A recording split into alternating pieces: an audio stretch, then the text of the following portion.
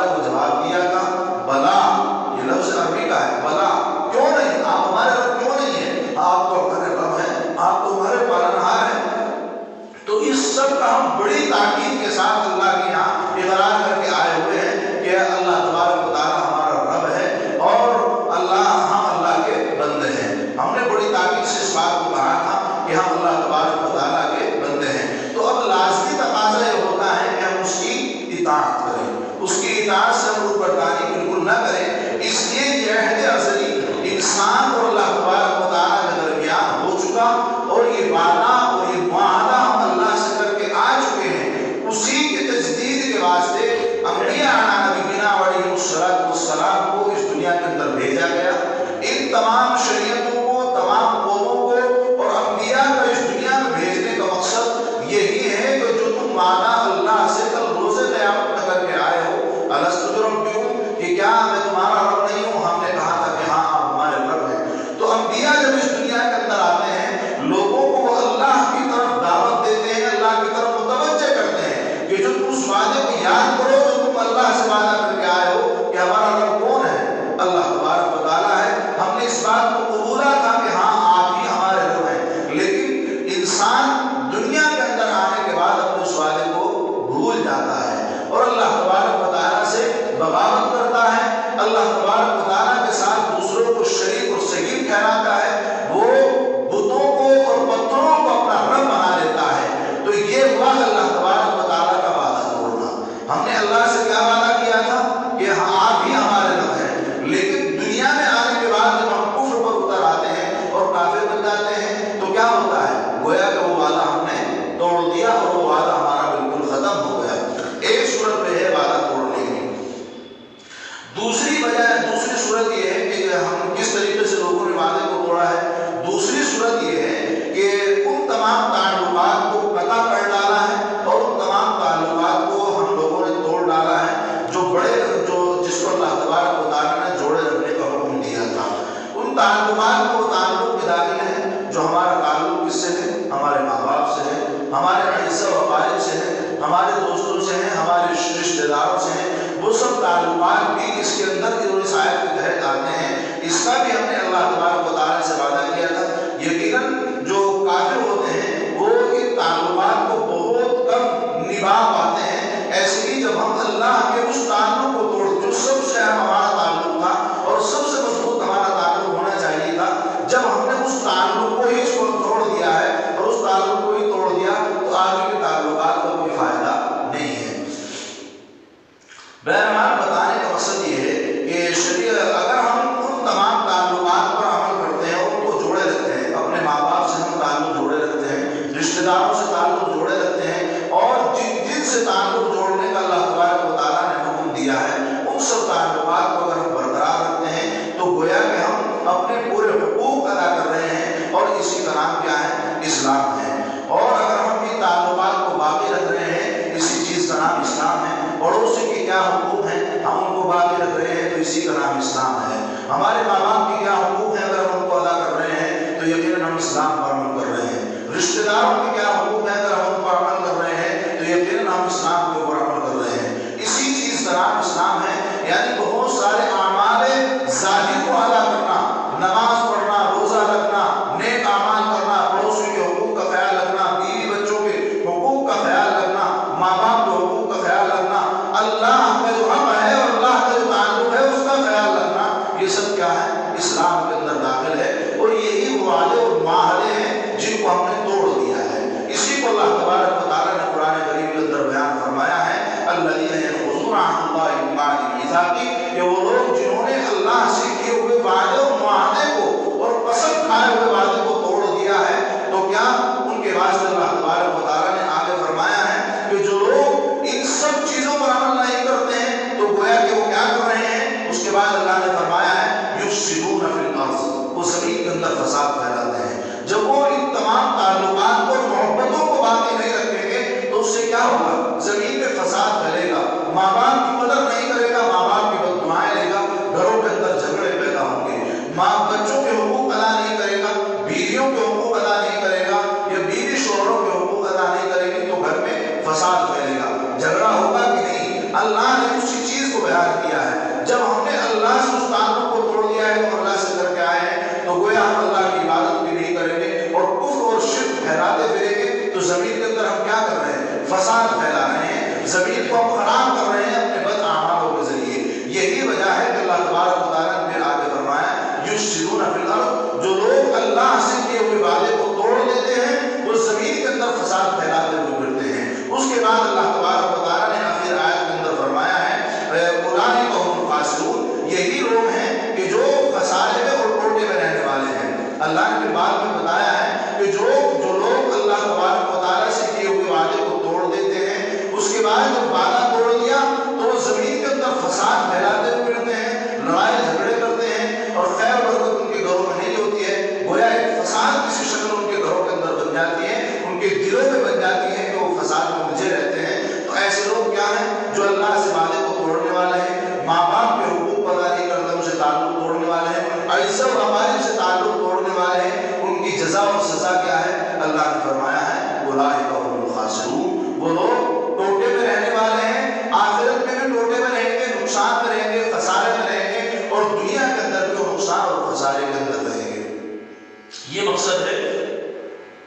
اس آیت پر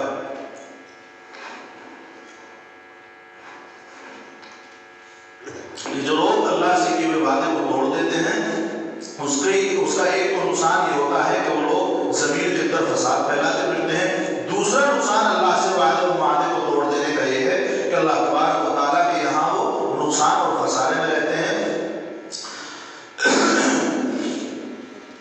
اس کے بعد ينقضون عہد اللہ سے ثابت ہو جاتا ہے کہ جو لوگ وعدے کو توڑتے ہیں، معاہدے کو توڑتے ہیں، اس کی خلاف ورزی کرتے ہیں، تو وعدے کو توڑنا کیا ہے؟ شدید گناہ ہے. ينقضون عہد اللہ سے پتہ چلتا ہے کہ وعدے کو توڑنے والے کی سزا اللہ تبارک و تعالیٰ نے کیا بیان فرمائی ہے؟ اولئک هم الخاسرون، وہ ٹوٹے میں رہنے والے اور خسارے میں رہنے والے لوگ ہیں. تو پتہ چلتا ہے ينقضون عہد اللہ سے کہ وعدے کی خلاف ورزی کرنے والا اور وعدے کو توڑنے والا بہت بڑا گنہگار ہے، اور اس کا بہت بڑا گناہ ہے جس کا نتیجہ یہ بھی ہو سکتا ہے کہ وہ تمام نیکیوں سے محروم ہو جائے. علماء نے لکھا ہے کہ وعدے کو توڑنا اتنا بڑا گناہ ہے کہ ہو سکتا ہے کہ وہ تمام نیکیوں سے محروم ہو جائے. جیسے اس نے اللہ سے وعدے کو توڑا ہے اور اللہ نے بیان کیا ہے جو لوگ اللہ سے وعدے کو توڑ دیتے ہیں وہ تمام نیکیوں سے محروم کر دیے جاتے ہیں. تو کیا ہو جاتے ہیں؟ کافر ہو جاتے ہیں. اور جو کافر ہوگا وہ نیک اعمال کر ہی نہیں سکتا ہے. بظاہر اپنی نظر میں وہ جو نیک اعمال کر رہا ہے لیکن ان نیک اعمال کی کوئی قدر و منزلت نہیں ہے. کل بھی میں نے یہ بات بتائی تھی کہ نیک اعمال اگر کافر کر رہا ہے تو اس کے کرنے کا کوئی فائدہ نہیں ہے، اس لیے کہ اس کی قبولیت کا سرٹیفکیٹ اس کے پاس نہیں ہے. تمام نیک اعمال تبھی قبول ہوں گے جبکہ ہمارے دل کے اندر ایمان ہوگا. ایمان کے ساتھ ساتھ تمام نیک اعمال قبول ہوں گے. اگر ان کے دلوں میں ایمان نہیں ہے، نیک اعمال کر رہے ہیں، اچھے اچھے کام کر رہے ہیں تو اس کے کرتے رہیں لیکن ان کا کوئی فائدہ ہونے والا نہیں ہے. اور میں نے ساتھ ساتھ یہ بھی بات کی تھی کہ ہو سکتا ہے کہ اللہ تبارک و تعالیٰ اپنے کرم سے ان کو دنیا کے اندر کوئی بدلہ دے دے، کوئی چیز ان کو جو نیک کام کر رہے ہیں اس کے بدل میں اللہ تبارک و تعالیٰ عطا فرما دے. اللہ کے لیے کوئی مشکل نہیں ہے. لیکن آخرت کا معاملہ طے ہے. جنت کے اندر داخلہ اسی کا ہے جس کے دل کے اندر ایمان ہوگا. رائے کے دانے کے برابر بھی اگر ایمان ہوگا تو جنت کے اندر داخلہ ملے گا اپنے گناہوں کی سزا بھگتنے کے بعد میں. لیکن اگر ہمارے دل کے اندر ذرہ برابر اور حبہ برابر کی ایمان نہیں ہے تو ہمارا داخلہ جنت کے اندر ہونے والا نہیں ہے. اس لیے میں یہ کہتا ہوں کہ کافر کتنے ہی نیک اعمال کرتے رہیں لیکن اس کا کوئی فائدہ ہونے والا نہیں ہے. اس لیے کہ اس کی قبولیت کا کوئی معیار، ایک میزان اللہ نے بتایا ہے، اسٹینڈ اللہ نے بتایا ہے کہ تم نیک اعمال کرو لیکن وہ تب قبول ہوں گے جب تم ایمان کو قبول کرو گے. ایمان قبول نہیں کرو گے تو تمہارے تمام نیک اعمال ندارت جائیں گے، بیکار جائیں گے. تو بتانا یہ تھا یہاں کہ ينقضون عہد اللہ والی جو آیت ہے، اس آیت سے پتہ چلتا ہے کہ ہمیں وعدہ خلافی نہیں کرنی چاہیے. وعدہ خلافی کرنا بہت بڑا گناہ ہے، شدید گناہ ہے. علماء نے یہاں تک لکھا ہے کہ اس کا نتیجہ یہ بھی ہو سکتا ہے کہ کہیں اس سے تمام نیکیوں کی توفیق اس سے چھین لی جائے اور اس کو تمام نیکیوں سے اللہ تبارک و تعالیٰ محروم نہ کر دے. اس لیے ہمیں وعدے کا پاس و لحاظ رکھنا چاہیے اور اللہ سے کیے ہوئے وعدے کو بھی ہمیں ٹھیک سے ادا کرنا چاہیے. یعنی اللہ سے جو ہمارا وعدہ ہے کہ اللہ ہمارا رب ہے تو رب ہونے کے ہمارے اوپر کیا تقاضے ہیں؟ نماز پڑھنی ہے، روزے رکھنے ہیں اور تمام فرائض کو انجام دینا ہے. اسی وعدے کے اندر ہمارے ماں باپ کے حقوق ہیں، ہمیں اپنے ماں باپ کی قدردانی کرنی ہے، بھائی بہنوں کو بھی حقوق ادا کرنے ہیں، پڑوسی کے بھی حقوق ادا کرنے ہیں، بیوی بچوں کے بھی ہمیں حقوق ادا کرنے ہیں، رشتہ داروں کے بھی ہمیں حقوق ادا کرنا ہے. یہ سب چیزیں اسی آیت کے اندر آتی ہیں کہ ہم تمام لوگوں کے حقوق کو ادا کریں، تمام لوگوں سے کیے ہوئے وعدے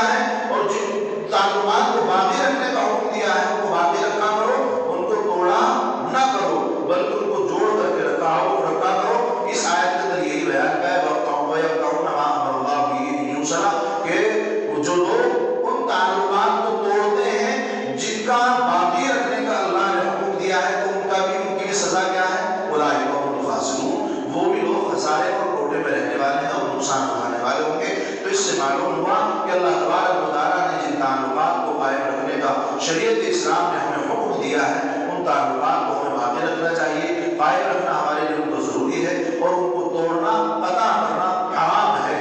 اللہ کے نبی صلی اللہ علیہ وسلم نے ایک حدیث مبارک کے اندر ارشاد فرمایا ہے لا يدخل الجنت قطاع قاطع، لا يدخل الجنت قاطع، یہ رشتہ ناطہ توڑنے والا جنت میں نہیں جائے گا۔ اس لیے ہمیں اپنے تعلقات کو قائم رکھنا ہے۔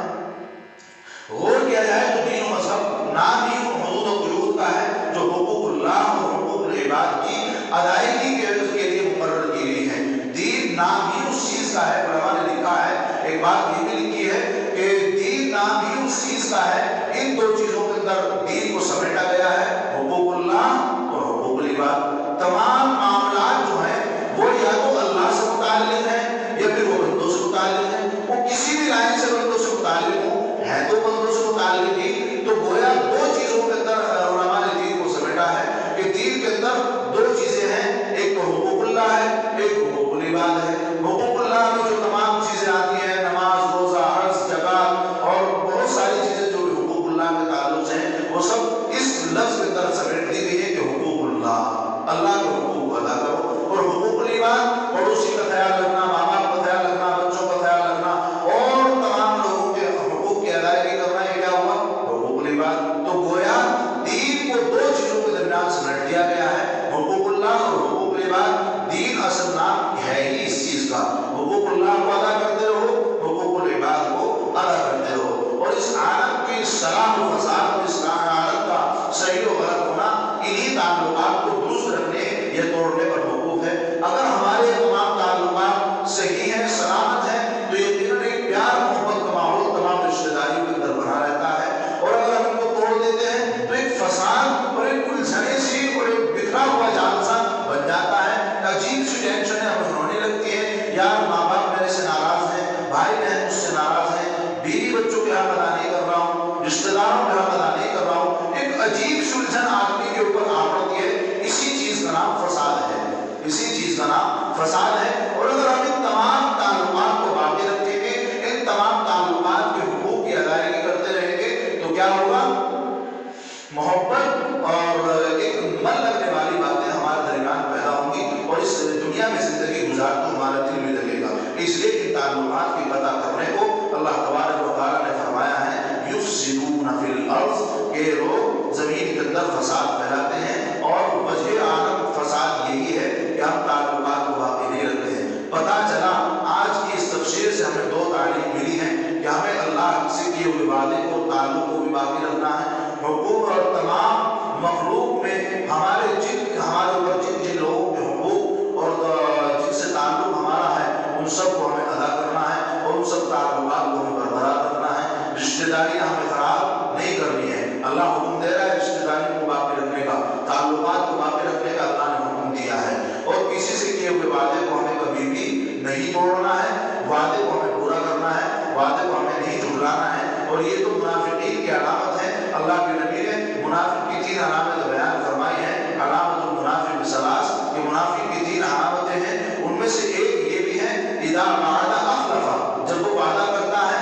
اور کسی سے کوئی معاہدہ کرتا ہے تو اس کی خلاف ورزی کرتا ہے۔ اللہ کے نبی نے کئی جگہوں پر یہ ارشاد فرمایا ہے۔ ایک یہ بھی ہے کہ وعدہ توڑنا جو ہے یہ مسلمان کی علامت نہیں ہے بلکہ منافق کی علامت ہے، اس لیے کہ اللہ کے نبی کی حدیث موجود ہے علامت المنافق ثلاث، منافق کی 3 علامتیں نبی پاک علیہ السلام نے بیان فرمائی ہے، جن میں سے ایک علامت یہ بھی ہے اذا وعد اخلف، یہ جب وہ وعدہ کرتا ہے تو اس کی خلاف ورزی کرتا ہے۔ اور اللہ نے ساتھ ساتھ مومن کی بھی صفات بیان فرمائی ہے، مومن کی صفات میں بیان فرمایا ہے المؤمن اذا وعد وفا، یہ مومن جب وعدہ کرتا ہے تو اس کو پورا کرتا ہے، اس کو مکمل کرتا ہے۔ تو مومن کی شان یہ ہے کہ جب وہ کسی سے معاہدہ اور وعدہ کرتا ہے تو اس کو پورا کرتا ہے۔ منافق کی علامت یہ ہے کہ جب وہ وعدہ کرتا ہے تو اس کو توڑ دیتا ہے، اس کو پورا نہیں کرتا ہے، اس کی خلاف ورزی کرتا ہے۔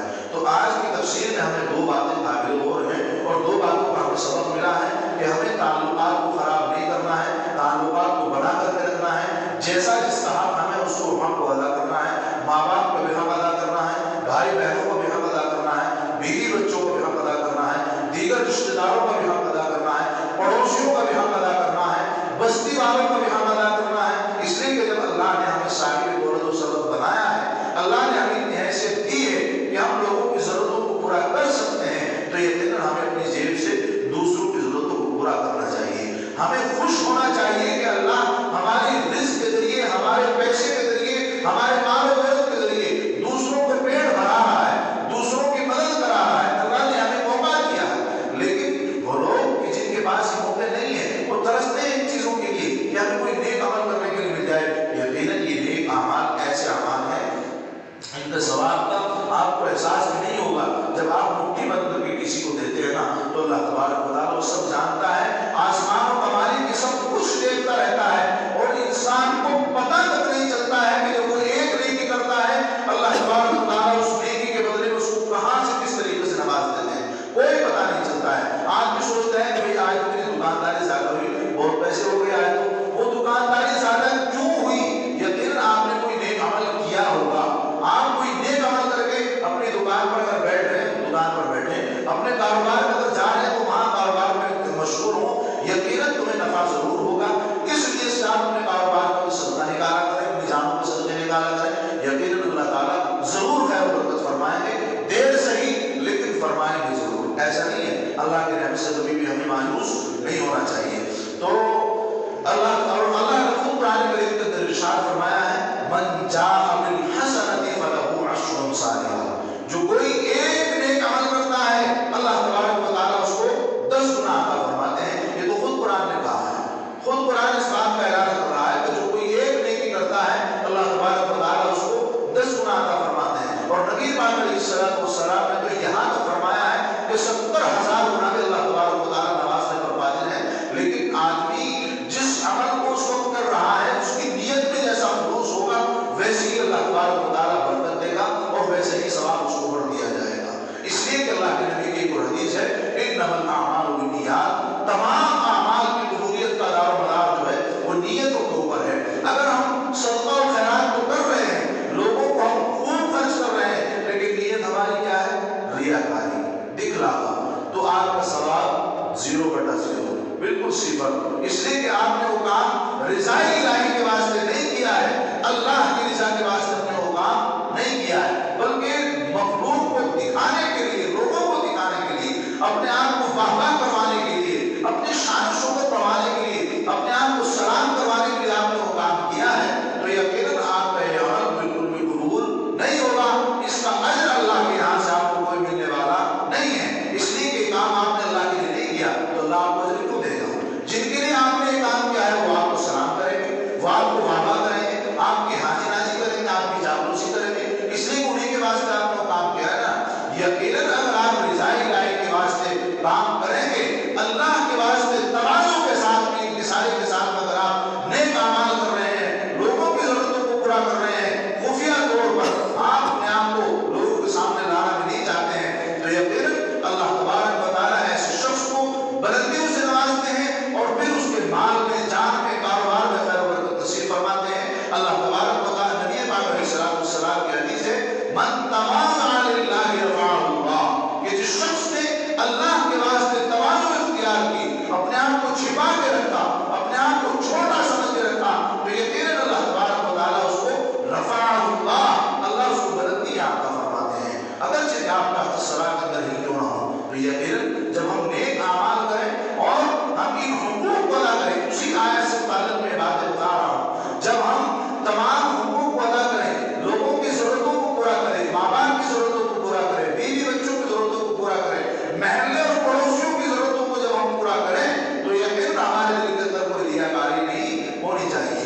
مخلوق کی اللہ کی امت کی جب آپ ضرورت پوری کر رہے ہیں تو آپ خوش نصیب انسان ہے، اس لیے اللہ تبارک و تعالیٰ نے آپ کو دولت سے نوازا ہے، آپ کی دولت کے ذریعے اللہ تبارک و تعالیٰ اپنی دوسری مخلوق کو پلوانا چاہتا ہے، دوسرے کا پیٹ بھروانا چاہتا ہے، دوسرے کی آتما کو ٹھنڈی اور شانتی پہنچانا چاہتا ہے، تو ہمیں ہمارے واسطے خوش نصیبی ہے، تو ہم اس خوش نصیبی کو اپنی ریاکاری میں تبدیل نہ کر رہے ہیں، بلکہ ہم اخلاص کے ساتھ اللہ کی رضا کے واسطے کہ ہم نیک عمل کریں گے اور مخلوق کی جب ہم مدد کریں گے، ان کی ضرورتوں کو پورا کریں گے، اس لیے کہ اللہ نے اس کو حکم دیا ہے کہ تم میرے واسطے خرچ کرو اور تم مجھے قرض دو، قرض حسنہ دو۔ اللہ نے جہاں بجا قرآن کریم کے اندر اعلان کیا ہے، کیا ہے؟ من ذا الذی یقرض اللہ قرضا حسنا فَيُضَاعِفُهُ لَهُ وَلَهُ أَجْرٌ كَرِيمٌ کہ اللہ تبارک و تعالیٰ نے اعلان کیا ہے کہ کون ہے وہ آدمی جو اللہ تبارک و تعالیٰ کو قرض دے اور قرض حسنہ دے، اللہ تبارک و تعالیٰ اس کو اجر کے اعتبار سے اور زیادہ بڑھاتے ہیں اور بہترین اجر اس انسان کو نصیب فرماتے ہیں۔ تو اللہ آپ سے قرض کا اعلان کر رہا ہے، تو اللہ کو کیا قرض کی ضرورت ہے؟ اللہ کے پاس پیسے کی کمی ہے، اللہ کے پاس کیا دولت کی کمی ہے؟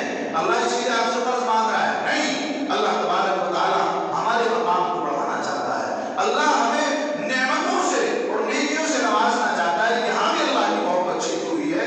اللہ کہہ رہا ہے کہ جو میں نے تم کو مال دیا ہے تم اس مال کو خرچ کرو، اور جو کوئی مجھے قرض حاصل دے اس کا مطلب یہ ہے کہ تم میری راہ میں خرچ کرو، میرے نام پر خرچ کرو، یہی میرے واسطے قرض حسن ہے۔ اور جب ہم اس کے نام پر خرچ کریں گے تو عادت اللہ یہ ہے اور سنت اللہ یہ، اللہ کی عادت و سنت یہ ہے کہ اللہ تبارک و تعالیٰ کبھی کسی کی ہوئی نیکی کو نہ رائگاں کرتے ہیں، اور ایسا بھی نہیں ہے کہ اللہ اس کو اجر نہ دیتے ہوں، بلکہ اللہ نے اعلان کیا ہے تم ایک نیکی کرو گے میرے نام پر، اگر تم ذرا بھی خرچ کرو گے اور تمام حقوق کے پاس لحاظ رکھو گے، لوگوں کے حقوق کو ادا کرو گے، میرے حق کو ادا کرو گے، تو من جاء بالحسنۃ فلہ عشر امثالھا، اللہ تبارک و تعالیٰ اس کو ایک نیکی کے بدلے 10 عطا فرمائیں گے۔ اور اللہ کے راہ میں خرچ کرنا، اللہ کے نام پر خرچ کرنا، یہ تو مومنین کی صفات میں ہے، متقین کی صفات میں ہے۔ اللہ نے شروع آیت کے اندر، اسی سورت کے اندر اللہ نے بیان کیا ہے کہ متقین کی صفات کو بیان کرتے ہوئے اللہ نے یہ بیان کیا ہے الذین ينفقون اموالهم، کہ وہ لوگ اپنے مالوں سے خرچ کرتے ہیں، جو لوگ ایمان لائے اور متقین لوگ ہیں وہ لوگ اللہ کی راہ میں خرچ بھی کرتے ہیں، میرے نام پر خرچ کرتے ہیں۔ بہرحال خلاصہ کلام یہ ہے، اور آج کی اس مجلس کا سبب یہ ہے کہ ہمیں تمام حقوق کو، لوگوں کے بھی حقوق ادا کرنا ہے، اللہ کے حق کو بھی ادا کرنا ہے، مخلوق کے حق کو بھی ادا کرنا ہے، اور ہمیں کسی سے کیے ہوئے وعدے کو کبھی توڑنا نہیں ہے۔ یہ مومن کی صفت ہے کہ وہ کبھی بھی کسی وعدے کو توڑتا نہیں ہے۔ یہ منافق کی علامت ہے کہ کیے ہوئے وعدے کی خلاف ورزی کرتا ہے اور اس کو توڑ دیتا ہے۔ اور اگر ہم ایسا کریں گے تو اس کی وعید بھی اللہ نے ساتھ ساتھ سنا دی ہے، آپ کے لیے بھی ہے کہ اگر آپ اللہ کے حقوق کو ادا نہیں کریں گے، آپ لوگوں کے اور مخلوق کے حقوق کو ادا نہیں کریں گے، اللہ کے پاس اور اپنے وعدوں کے پاس لحاظ نہیں رکھو گے، تو یقیناً اللہ تبارک و تعالیٰ آپ کو نقصان اور گھاٹے میں پہنچا دیں گے، یہاں بھی، دنیا کے اندر بھی، آخرت کے اندر بھی۔ بس دعا کیجیے کہ اللہ تبارک و تعالیٰ عمل کرنے کی توفیق نصیب فرمائے۔